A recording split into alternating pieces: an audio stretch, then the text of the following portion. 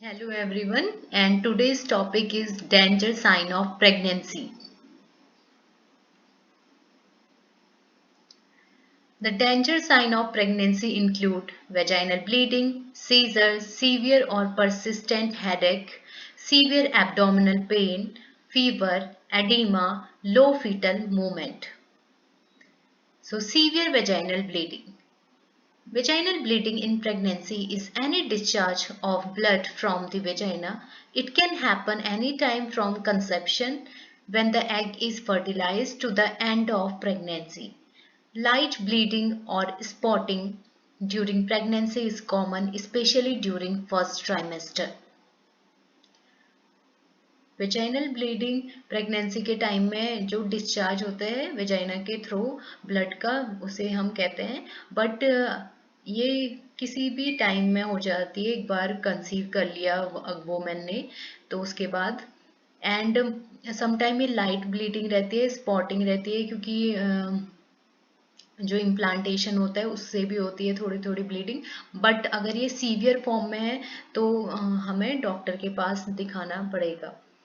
So, possible cause of vaginal bleeding during the first trimester include ectopic pregnancy in which the fertilized egg implants and grows outside the uterus such as in the fallopian tube, implantation bleeding which occurs about 10 to 14 days after conception when the fertilized egg implanted in the lining of the uterus.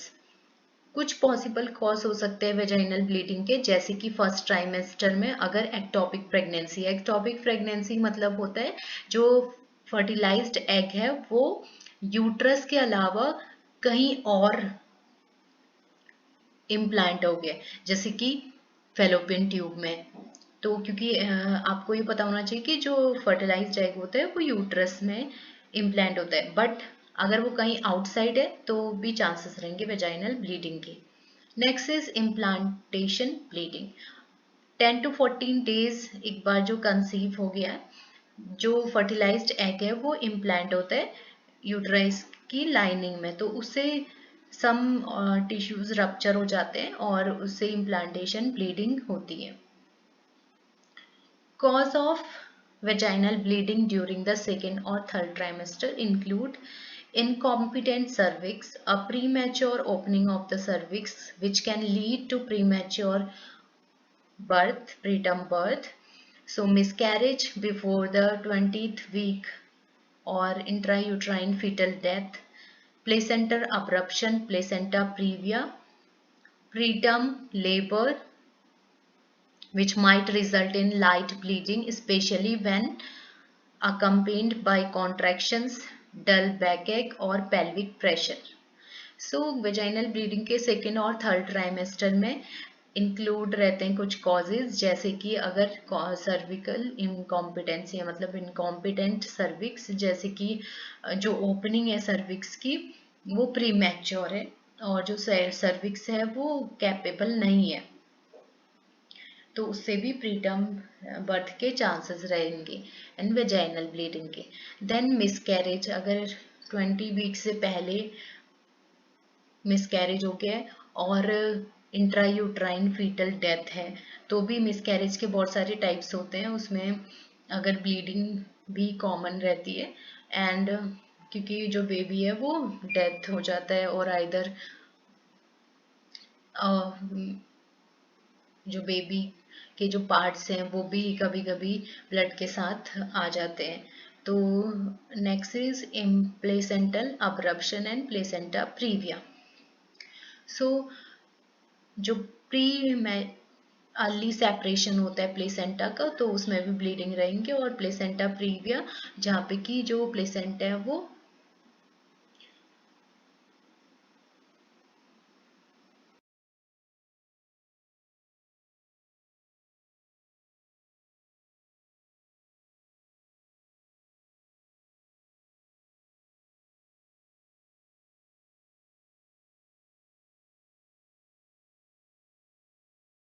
Cover कर देता है जो cervix की opening होती है. Then preterm labor which might result in the light bleeding especially when accompanied by contraction, dull backache और pelvic pressure. इसमें preterm labour के भी रिजल्ट आते हैं जिसमें कि लाइट ब्लीडिंग रहेगी और जनरली इसमें कॉन्ट्रैक्शन भी रहता है, डेल बैक पेन भी रहेगा और जो पेल्विक प्रेशर है वो भी रहता है।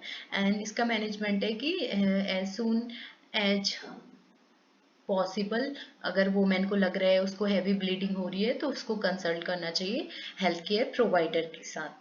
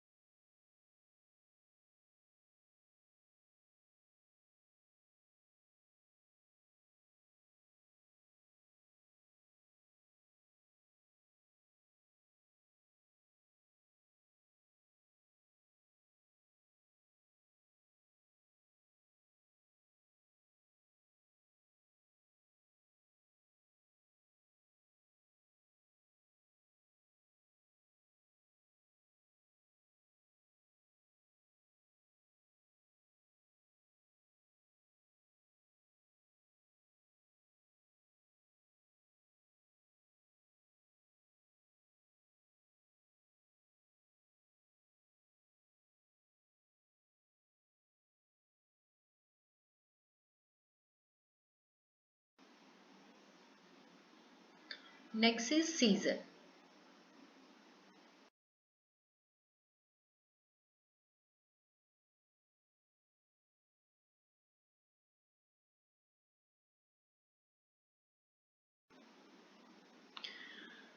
Seizure is a sudden, uncontrolled electrical disturbance in the brain. It can cause change in behavior, movement or feelings and levels of consciousness. तो सीजर जो है वो एक सडन और अनकंट्रोल इलेक्ट्रिकल एक्टिविटी है, डिस्टरबेंस है ब्रेन का जो कि इफेक्ट करता है बिहेवियर को, मूवमेंट्स को, फीलिंग्स को और कॉन्शियसनेस को।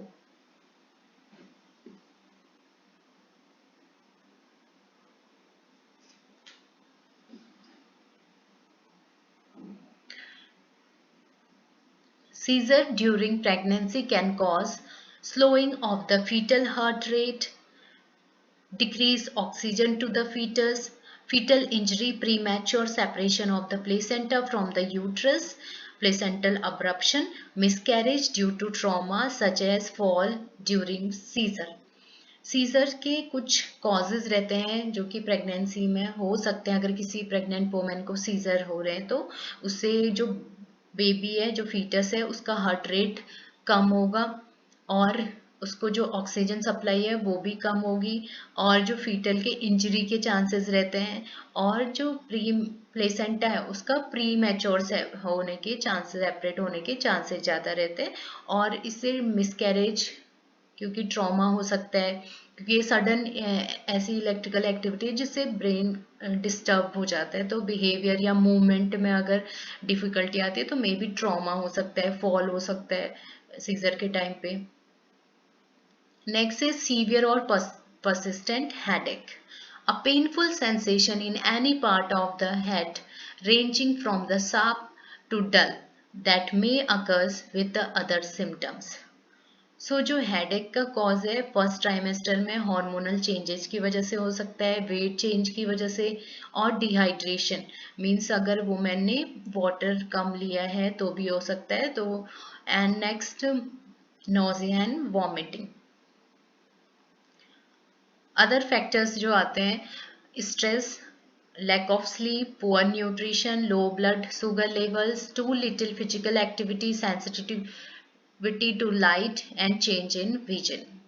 अगर वुमेन को स्ट्रेस है या जो वुमेन का जो स्लीप पैटर्न है वो डिस्टर्ब हुआ है, उसको प्रॉपर स्लीप नहीं मिली है और उसका जो न्यूट्रिशन है, डाइट पैटर्न वो भी सही नहीं है, प्रॉपर न्यूट्रिशन नहीं ले पा रही है एंड जो शुगर लेवल है वो भी बहुत कम है और कुछ जो वुमेन है वो फिजिकल एक्टिविटीज नहीं कर रही है और जनरली अगर टू मच लाइट के एक्सपोजर में है और सेंसिटिविटी ऑफ लाइट से भी हो सकता है और चेंज इन विजन से भी अटैक के चांसेस रहेंगे। Next is second and third trimester. Extra weight, posture, too little sleep, diet, muscle strain and tightness, high blood pressure, diabetes.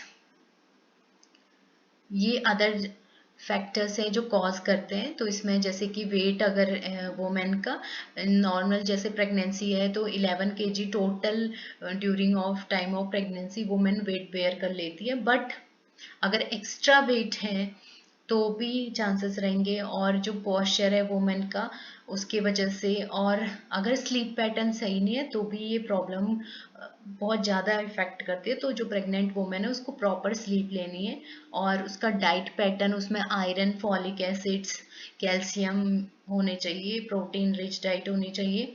और मसल स्ट्रेन और टाइटनेस की वजह से, या हाई ब्लड प्रेशर है और किसी को अगर डायबिटीज की प्रॉब्लम है तो भी ये चांसेस रहेंगे।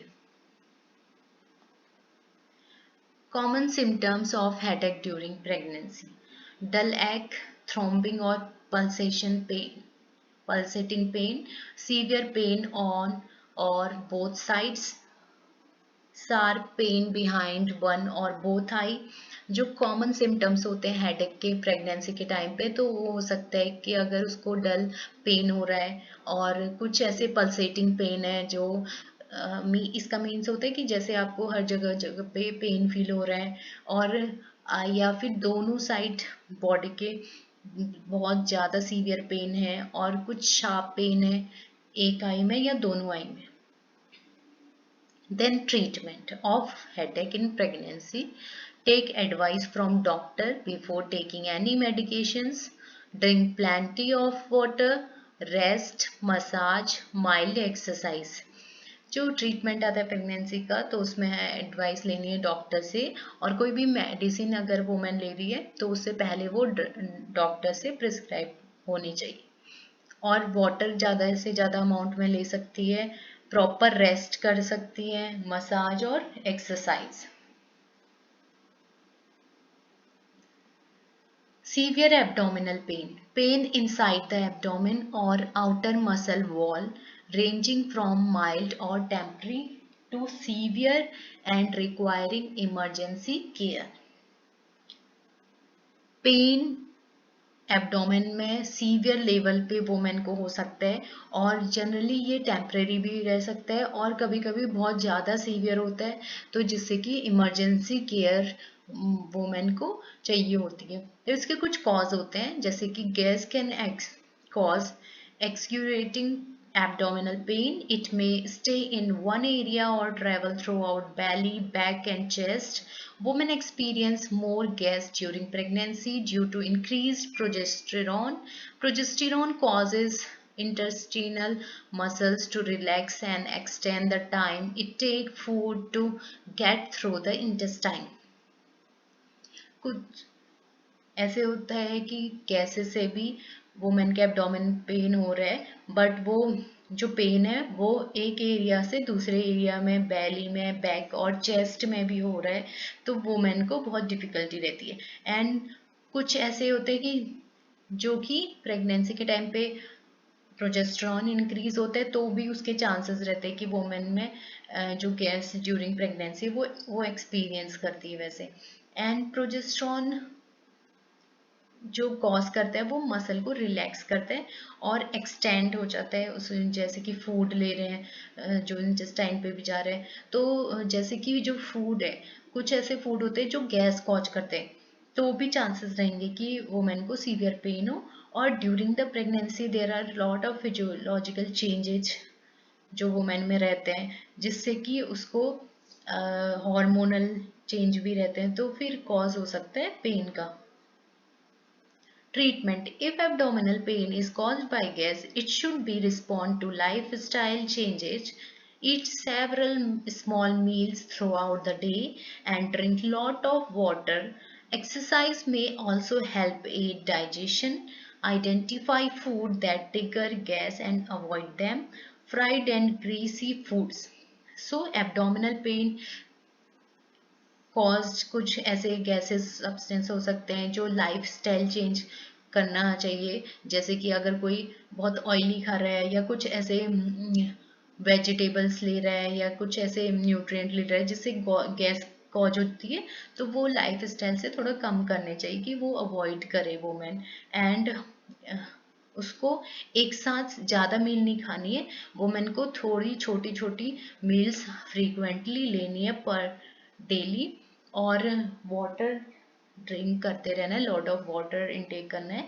और एक्सरसाइज, माइल्ड एक्सरसाइज जो वुमेन को कंफर्टेबल रहे वो एक्सरसाइज वो कर सकती है, जिससे कि डाइजेशन में हेल्प मिलेगा। एंड जनरली कुछ ऐसे फूड्स होते हैं जो ट्रिगर करते हैं कि गैस कॉज करते हैं, तो उसको अवॉइड करना है। और फ्राइड ग्रीसी फूड को भी अवॉइड करना है। Next, round ligament pain. There are two large round ligaments that run from the uterus through groin. These ligaments support the uterus as the uterus stretches to accommodate grown baby. This may cause sharp or dull pain in the abdomen, hips, or groin.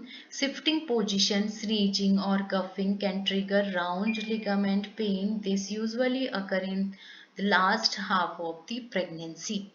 तो round ligament pen, दो large round ligaments जो कि uterus से ग्रॉइंस की तरफ जो pen होगा वो इसके अंदर आता है। तो जो लिगामेंट्स होते हैं वो जनरली सपोर्ट करते हैं यूट्रस को, और जो यूट्रस होता है वो प्रेगनेंसी टाइम में स्ट्रेच आउट होता है, उसका ग्रोथ साइज इंक्रीज होता है, जिससे कि वो बेबी को उस पर ग्रो कर सके। तो इससे भी एक डल और शार्प पेन हो सकता है वुमेन के एब्डोमेन में, हिप और ग्रोइंग रीजन्स में। और जनरली जब वुमेन पोजीशन चेंज कर रही है और खांस रही है, कफिंग, तो फिर तब भी उसको पेन हो सकता है। एंड जनरली ये last half of the pregnancy में होता है round ligament pain. Treatment to reduce or eliminate round ligament pain: practice getting up slowly, it's shifting or lying down.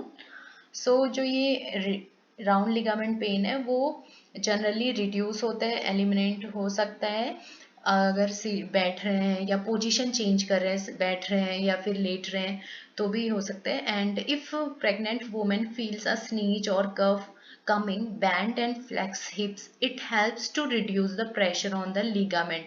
अगर वुमेन को लग रहा है उसको खांसी आ रही है, तो उसको क्या करना चाहिए, अपने जो हिप्स हैं उसमें बैंड होना चाहिए, फ्लेक्स हो जाना चाहिए, जिससे कि उसका प्रेशर जो लिगामेंट्स में है वो कम पड़ेगा।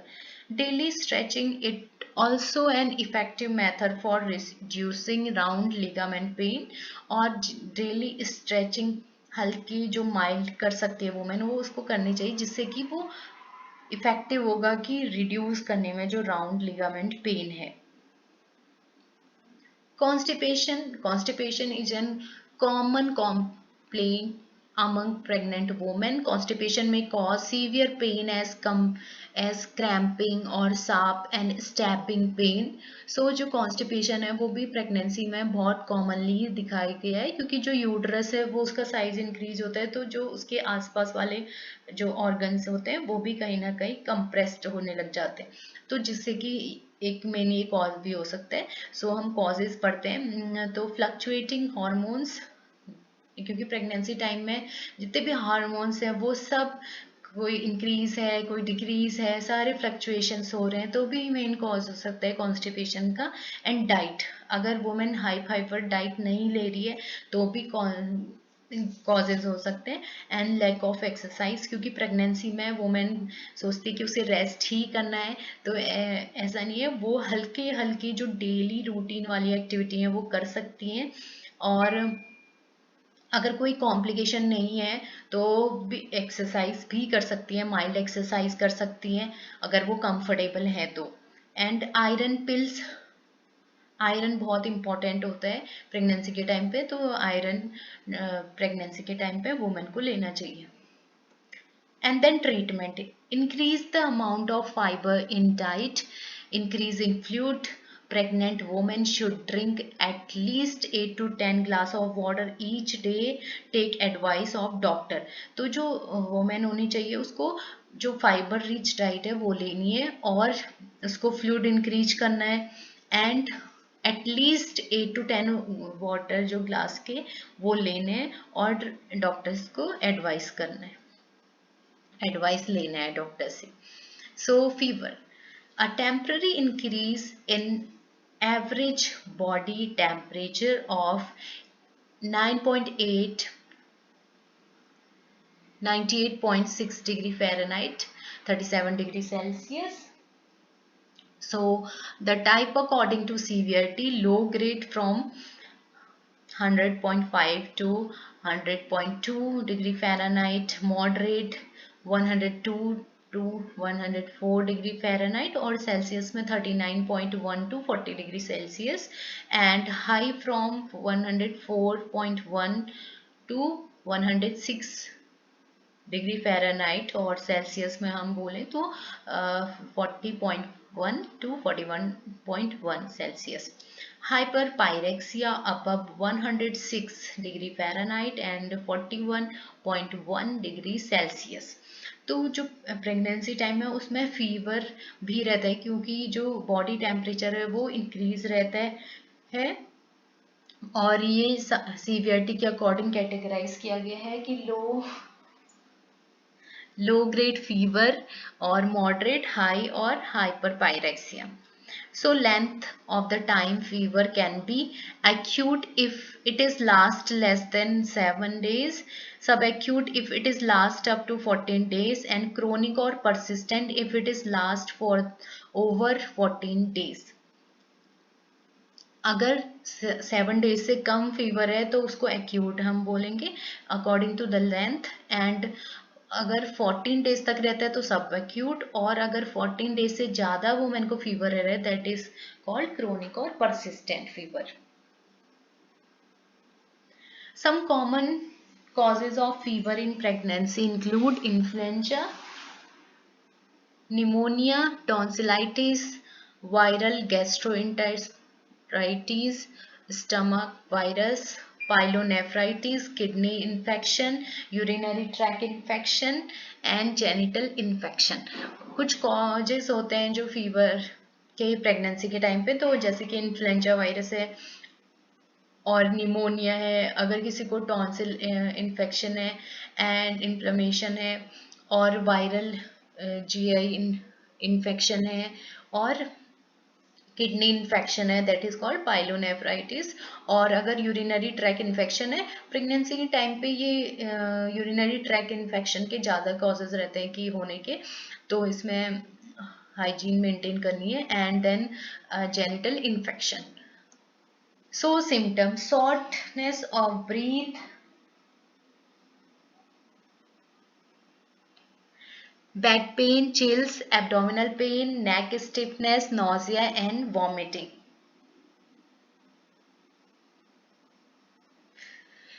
इस पे शॉर्टनेस ऑफ ब्रीथ रहेगी, वुमेन को थोड़ी डिफिकल्टी रहेगी सांस लेने में और उसको गहरी गहरी सांस लेनी पड़ेगी.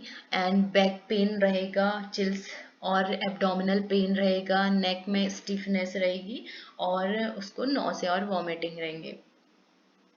Then treatment: to treat a fever, it is important for a doctor to diagnose the underlying cause, and a doctor will prescribe different medication depending on what is causing the fever. Antibiotics: it can cause of the fever is a bacterial infection, or doctor may prescribe antibiotics. Antiviral medications: if a pregnant woman notice any symptoms of the flu, they may prescribe antiviral medications. तो fever treat करने के लिए doctor को diagnose करना है कि जो fever है उसका कॉज क्या है. तो उसके लिए अगर एंटीबायोटिक देना है अगर बैक्टीरियल कॉज है, एंटीवायरल अगर वायरस फ्लू सिम्टम्स शो हो रहे हैं तो. Next is edema. एडीमा बहुत ही कॉमन है जो कि प्रेगनेंसी में देखा जाता है. So edema swelling causes by excess fluid trapped in the body tissue. Although edema can affect any part of body, may notice it more in hands, arms, feet, ankle and legs. So swelling is a normal part of pregnancy that is caused by this additional blood and fluid. Normal swelling, which is also called edema, is experienced in the hand, face, legs, ankle and feet. जो oedema है common है, जो कि swelling रहती है access, जो fluid trapped रह जाता है बॉडी टिश्यू में, तो वो प्रेगनेंसी टाइम में कॉमन है। और मेनली जो ये अफेक्ट करता है एडिमा, वो hands, arms, feet, ankles and legs. Legs में, एंकल्स में मेन है। और स्वेलिंग जो होती है वो नॉर्मल होती है प्रेगनेंसी में, बट अगर ये एडिशनल लग रहा है कि हाँ ज़्यादा ब्लड फ्लूइड हो गया है और ज़्यादा स्वेलिंग है, तो उसको फिर हॉस्पिटल दिखाना पड़ेगा, क्योंकि वो ज़्यादा सीवियर एडिमा है। इसी में कॉजेज आते हैं अगर फर्स्ट ट्राइमेस्टर है। So rapidly increasing levels of the hormone progesterone, slow yours digestion down and puffiness in face, hand, feet, but not much. Second trimester, this swelling is due to the increasing volume of the blood and fluid in the body. So जो first trimester होता है उसमें rapidly जो progesterone hormone है उसका level increase हो रहा है और वो स्लो कर रहा है डाइजेशन को, तो भी इसमें एडिमा के चांसेस रहते हैं और पफीनेस हो जाती है फेस पे, हैंड पे, फीट पे। एंड देन सेकेंड ट्राइमेस्टर में आता है जो स्वेलिंग है वो ज़्यादा इंक्रीज हो जाती है, क्योंकि जो बॉडी फ्लूइड है और ब्लड का वॉल्यूम है बॉडी में, उसकी वजह से। Third trimester, starting with weeks 28 of pregnancy, the third trimester is by far the most common time to experience swollen feet. Body is continuing to build its supply of blood and fluid, which can contribute to swelling. Uterus is also getting much heavier as baby grows, which can slow blood flow from the leg back to the heart. Dietary imbalance, not drinking enough water, standing for prolonged time.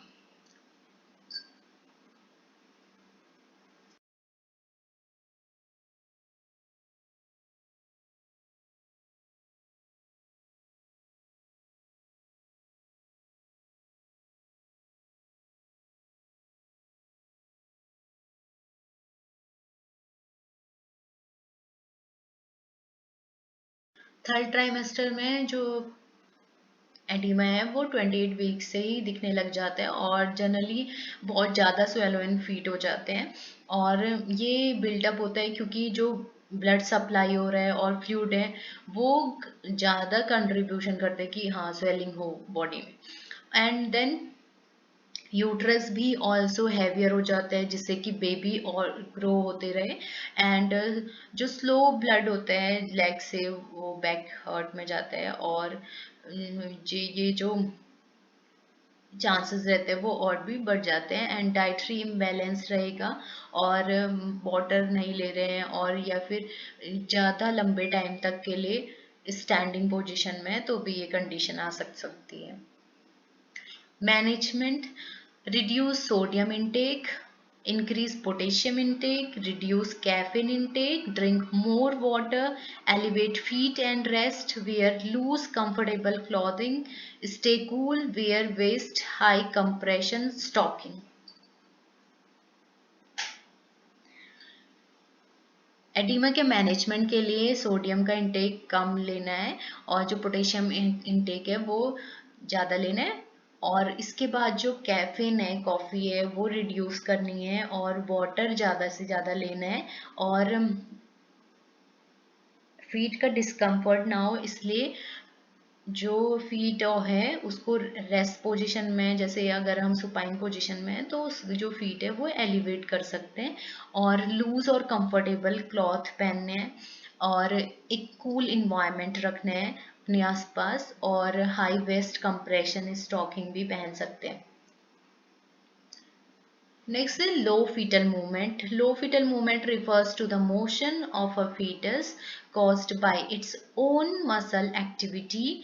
Locomotor activity begins during the late embryological stage and change in the nature throughout development. Muscle begin to move as soon as they are innervated.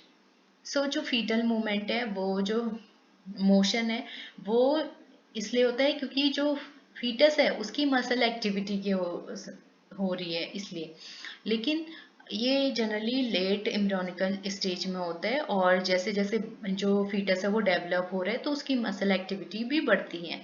But अगर ये जो fetal activity है, जो fetal movement है, अगर वो mother को feel नहीं हो रहा है तो भी चांसेस कुछ कॉम्प्लिकेशन के हो सकते हैं। तो लो फीटल मूवमेंट हम पढ़ेंगे। तो इसी में आता है कि टाइप ऑफ फीटल मूवमेंट्स हम पढ़ लेते हैं। तो एक रेस्पिरेटरी मूवमेंट आता है, सिंपल मूवमेंट लाइक किक और लिम्ब मूवमेंट।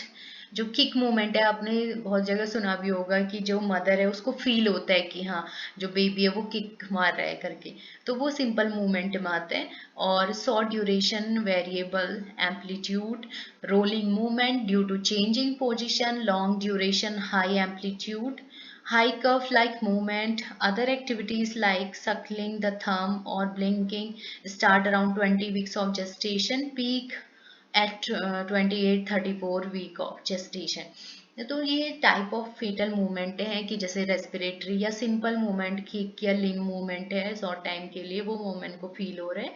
और रोलिंग मूवमेंट जैसे कि जो चेंज हो रही है पोजीशन, ये सारी जो वोमेन को है वो फील होनी चाहिए। और अगर जो बेबी है वो हेल्थी है तो वो किक फील होगा और पोजीशंस भी चेंज होगी। तो अगर ये मूवमेंट कम है तो उसे हम लो फीटल मूवमेंट कहते हैं। So decreased maternal sensitivity to fetal movement, early gestational age, maternal position, sitting or standing versus lying, maternal physical activity or just being mentally distracted, fetal position, anterior position of the fetal spine, fetal presentation and anterior placenta on prior of 28 weeks of gestation, administration of corticoid for fetal lung maturity by prescription of the doctor. So जैसे कि जो fetal movement की sensitive mother को कम feel हो रही है, और generally जो बहुत पहले ही जेस्टेशनल एज है और जो मदर है उसकी पोजीशन सिटिंग है या चेंज कर रही है, उससे भी वेरी कर सकते हैं। एंड फिजिकल एक्टिविटी कितना वुमेन ले रही है, या वुमेन को कोई मेंटली डिस्टर्ब तो नहीं है, मींस कि स्ट्रेस तो नहीं है वुमेन को। और जो फीटल का पोजीशन है वो भी देख सकते हैं कि एंटीरियर पोजीशन है, और प्रेजेंटेशन कैसा है, प्लेसेंटा कहाँ पे है, एंड जो वीक ऑफ जेस्टेशन कितने हैं। और अगर फीटल मैच्योरिटी नहीं है तो उसको कॉर्टिकोस्टेरॉइड्स भी दे सकते हैं, but that should be according to prescription of the doctor. Condition associated with diminished fetal movement, maternal cause, maternal anemia, metabolic disorder, hypothyroidism, fetal causes, intrauterine death, fetal growth retardation, and oligohydramnios, polyhydramnios. The most common single cause of stillbirth is IUGR. जो condition आती हैं जिसमें कि fetal movement बहुत कम हो जाते हैं, उस पे ये आते हैं कि जो मैटरनल कॉज में आएगा कि अगर वुमेन को एनीमिया है या कोई मेटाबॉलिक डिसऑर्डर है, और जो थायराइड लेवल है वो डिक्रीज है, हाइपोथायरॉयडिज्म है। देन फीटल कॉजेज में आ गया, अगर फीटल की यूट्राइन जो इंट्रा यूट्राइन डेथ हो गई है, यूट्रस के अंदर ही डेथ हो गई है, या फिर जो फीटल है उसका ग्रोथ रुक गया है, रिटार्डेड हो गया है, और ऑलिगोहाइड्रोमिनोज, और लो अमाउंट ऑफ फ्लूइड है, और पॉलीहाइड्रोमिनोज ज़्यादा अमाउंट ऑफ फ्लूइड हो गया है, तो भी चांसेस रह सकते हैं। एंड समटाइम जो सिंगल कॉज रहता है स्टिल बर्थ या IUGR रहते हैं। And next is clinical approaches. Physical examination include fetal heart sound, non-stress and contraction stress test, ultrasound examination, biophysical profile, umbilical artery Doppler, testing for feto-maternal hemorrhage, amnoscopy। तो जो change जो sign and symptom देख सकते हैं तो उसमें physical examination देख सकते हैं, और उसमें मेनली फोकस करना है कि फीटल हार्ट की हार्ट साउंड सुननी है, देखनी है कितने हैं। और जो नॉन स्ट्रेस टेस्ट है, कॉन्ट्रैक्शन स्ट्रेस टेस्ट है, उससे भी हम चेक कर सकते हैं फीटल का स्टेटस, एंड अल्ट्रासाउंड से कर सकते हैं, या बायोफिजिकल प्रोफाइल में भी आ जाएगा। और अम्बिलिकल आर्टरी ड्रॉपलर इनसे हमें एग्जैक्ट पता चल जाएगा जो फीटल की कंडीशन है, और टेस्ट कर सकते हैं फीटल मैटरनल हेमरेज तो नहीं है, और एमनोस्कोपी कर सकते हैं।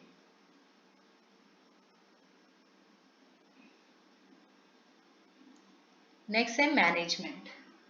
Decreased fetal movement depend on gestational age, presence of other identifiable risk factor or stillbirth. If no cause or decreased fetal movement is determined, pregnancies under 37 week of gestation be monitored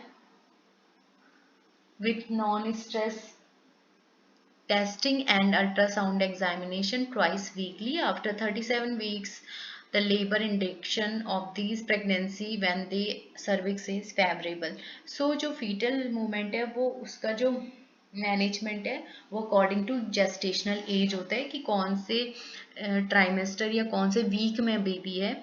और next is the presence of जो risk factor क्या क्या हो सकते हैं कि still birth के, तो उसमें जो फीटल मूवमेंट डिक्रीज हो रहा है वो क्यों हो रहा है वो देख सकते हैं। और अगर जो 37 वीक से कम है तो वो मॉनिटर कर सकते हैं नॉन स्ट्रेस टेस्ट से, अल्ट्रा साउंड एग्जामिनेशन से, हर वीक में ट्वाइस 2 बार। और 37 के वीक के बाद अगर फीटल का मूवमेंट कम लग रहा है तो भी इंडक्शन कर सकते हैं कि लेबर कराने के लिए। और अगर जनरली सर्विक्स फेवरेबल है तो ये प्रोसीजर कर सकते हैं। So thanks for watching. Just like, share and subscribe for the more videos. Thank you so much.